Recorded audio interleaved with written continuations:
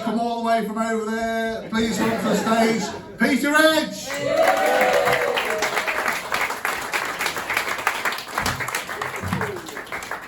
Good evening, Kidderminster. How are we doing? Everybody all right?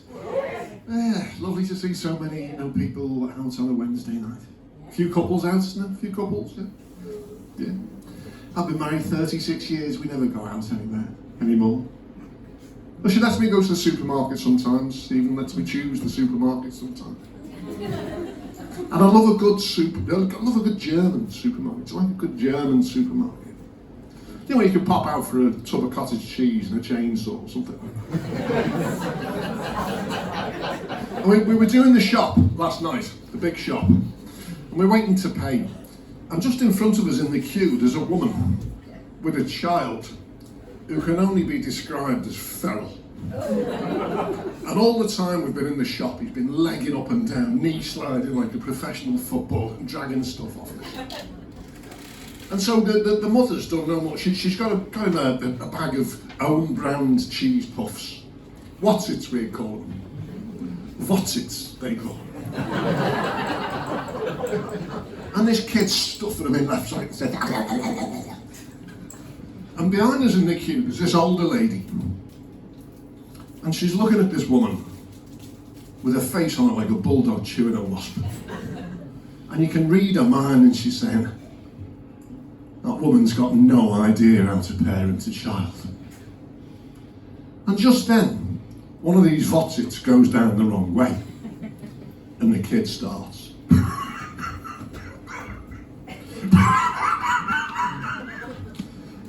And he's struggling for breath, and the mother does no more than go behind him, does the old Heimlich manoeuvre. Out shoots this semi-digested Votsit. Flies past me in slow motion and lands in this woman's handbag. So she's snarling at him. He's fighting for breath. And I'm just stood there, and my missus says to me, "You don't look very happy." I said, "Happy? I've got frowns to the left of me. Chokers to the right. And here I am, sucking the little with you."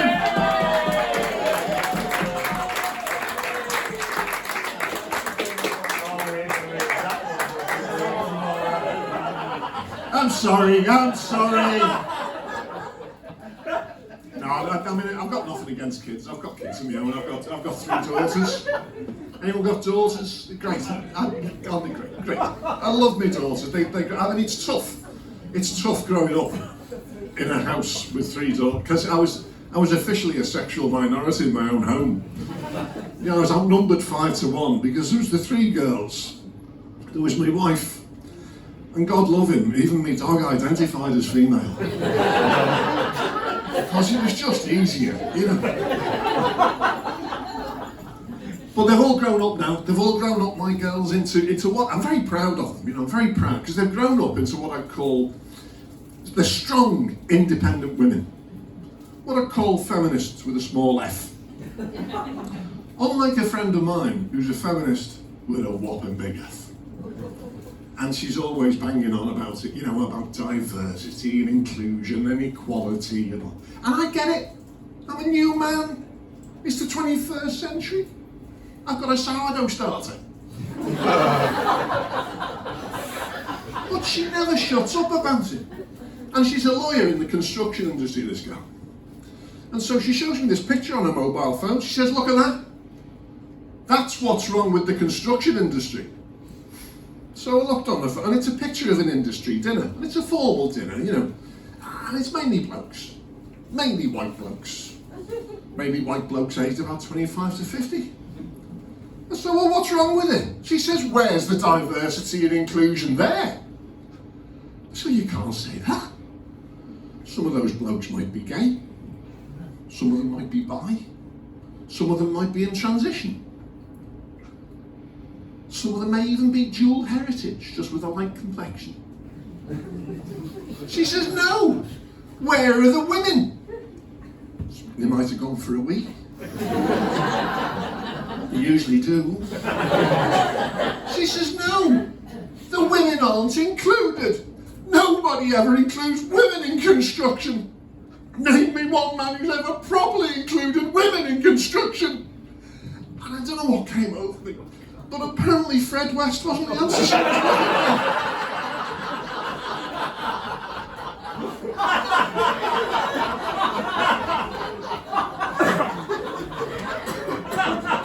That's right. The good thing is that the gender imbalance in my family has been addressed with the arrival of the grandchildren. I've got two. Have we got any grandparents in? Yeah. Can I just ask? Can I just check while I'm here? Do you ever find yourself watching Peppa Pig, and then you realise the grandkids went home half an hour ago?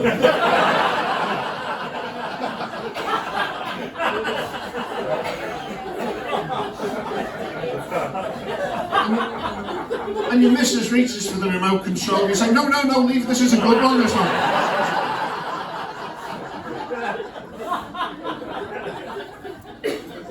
It's one where Susie Sheep can whistle, yeah. But no, my grandsons were they're fantastic. I love my grandsons, they're brilliant. And the eldest one started school last year and they recently did that World Book Day thing. Have you heard of that? Yeah. World Book Day. And honestly, it's a really competitive thing, isn't it? Really competitive thing. And I'm just not sure that my daughter's quite got the hang of it. Because she got a note back from school, because they're all on this WhatsApp group in school. She gets this WhatsApp message from the teacher, and it says, "Dear Ms. Edge," very politically correct, "thank you so much for the obvious time and effort you took with Elliot's costume as we prepared to celebrate World Book Day. The false turn and dreadlocks must have taken you hours."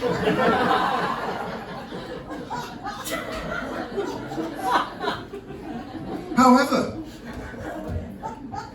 I feel duty-bound to point out that this term we've been reading Charles Dickens with the children, and we were rather hoping that Elliot's costume would represent the character of Jacob Marley.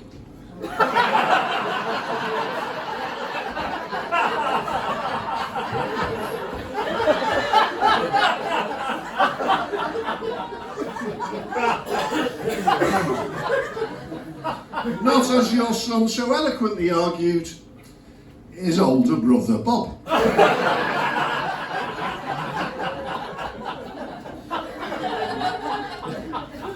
And while we encourage the use of props to bring the children's chosen characters to life,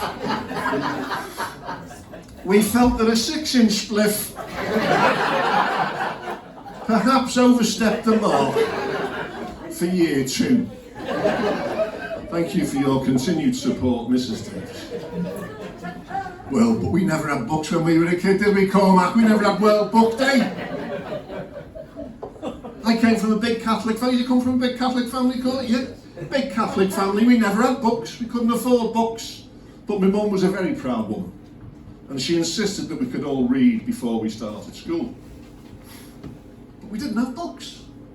So we learned to read from the births, deaths and marriages column in the Liverpool Echo. Oh, and it worked, it was fine. I remember starting school and the teacher saying, "Peter, your reading is fantastic. Where did you learn to read?"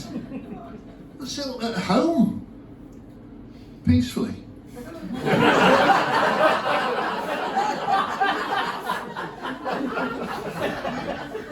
Surrounded by family.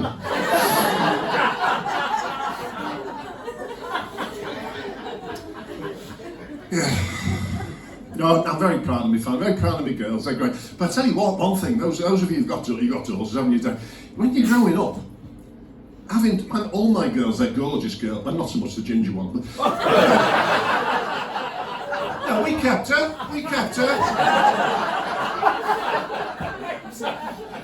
Kept her for the global warming.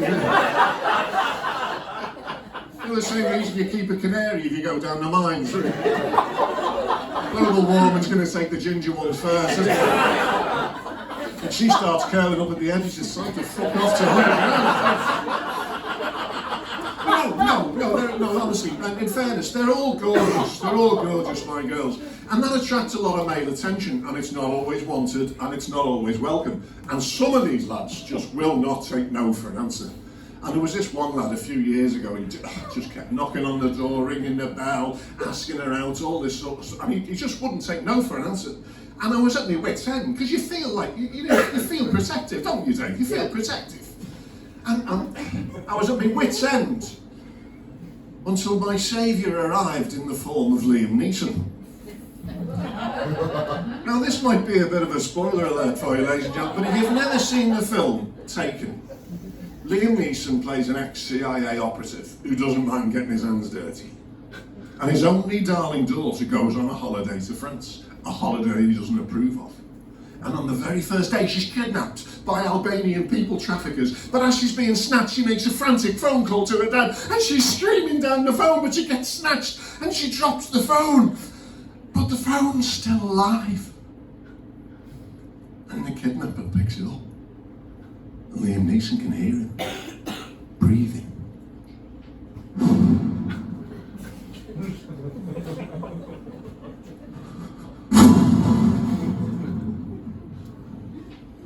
And he says to him, I don't know who you are. I don't know what you want. If it's money you're after, I don't have any. But what I do have is a particular set of skills. Skills acquired over a very long career. Skills that might be a nightmare for people like you. Give me my daughter back, and that'll be the end of it. I will not look for you. I will not pursue you. But if you don't, I will look for you. I will find you. And I will kill you. Now, in fairness, the lad took it quite well.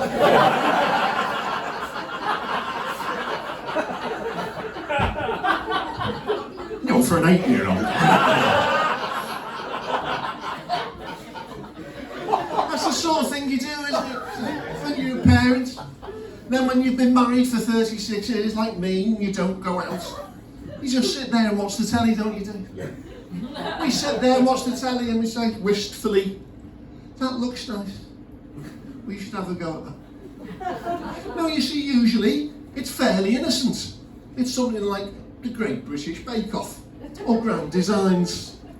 Look at that. Broccoli quiche, but with chorizo. That looks nice. We should have a go at that. Or, look at that. Bifold doors opening out onto a sun terrace. That looks nice.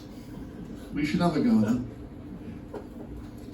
And then you'll watch a film like Sliver with Sharon Stone. And you think, look at that. That looks nice. We should have a go at that. And while it might seem like a good idea at the time, frankly, the time was about 35 years ago, when I still had some upper body strength and a bit of cartilage in my knees. Now it's a health and safety nightmare. You did a proper risk assessment of that, they condemn it as a hazardous activity. The NHS is under enough pressure. Now, you see, the first problem is, I'm a little under 6'2", and my wife's about 5'5". Now that's a very immediate and obvious shortfall of about 9 inches. I'll be honest with you, ladies and gentlemen, I'm not equipped to bridge that gap. No, it's not an issue in the films, is it? They're young and they're lithe, and they're full of passion. They throw caution to the wind. She's got her arms around his neck and her legs around his waist. And they make it look so easy. Well, it's not. The sad reality is, it's like sticking 80 bags of sugar in a rucksack and putting it on back to front.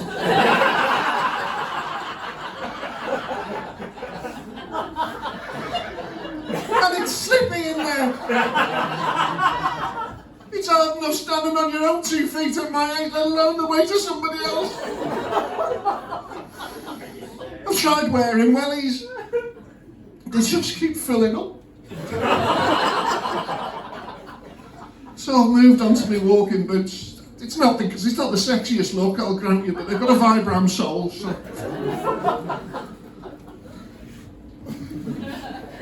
Fitted a little shelf to rest her arsehole. Couple of grab handles from Screwfix. They're only £9.95 a pair. So the look we've arrived at is less sex dungeon, more disabled toilet, really. We used to have a safe word. Now we've just got an emergency pull cord. Little red plastic triangle on the end. You don't want to catch that. Straight through to care line. Next minute you know you've got all the emergency services in your bathroom. Police, fire, an ambulance, and two slightly crumpled, damp bodies in a shower tray. Like someone's been filming a video for the village people that's gone horribly wrong.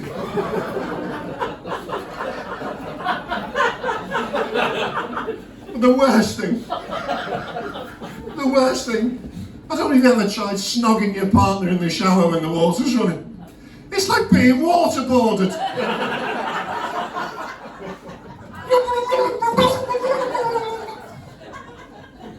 Of course, then all the confessions start tumbling out, don't they? I didn't unstack the dishwasher. I forgot to take the recycling out. I shagged your sister.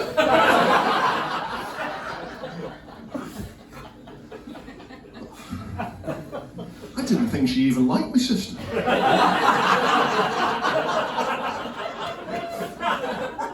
Oh, God. Anyway, I'm going to have to go now because I've not got long left. I mean, when I say I haven't got long left, you know, I'm not on a diagnosis or anything. No, I'm still there. No, I've got to go because they close the M6 at night, you know that. And I know. Well, we've usually I come on the train to a gig like this, but tonight I was giving some of the lads a lift down, so I've brought the car. I like travelling on the train because it's a lot easier, safer, you know, kinder to the environment and also a bit cheaper as well. But I did this gig the other night. Jesus, I like a direct train. I don't like to change. I get a bit of travel anxiety, so I like a nice direct train. Got a train the other night, had to change. So I'm sat on the platform, waiting for my connection, just getting a bit nervy. Next minute, these two girls come and sit next to me on the bench. Oh yeah? This fella comes and sits next to me that time. Alright. Next minute, these two start vaping, which is not allowed. And there's these horrible, sweet smelling fumes billowing out there. And this fella lights a cigarette. And I'm sitting there thinking, I've got clouds to the left of me. Smokers to the right. And here I am, stuck in the middle, in Crewe. Ladies and gentlemen, you've got a lovely audience after this. Good night.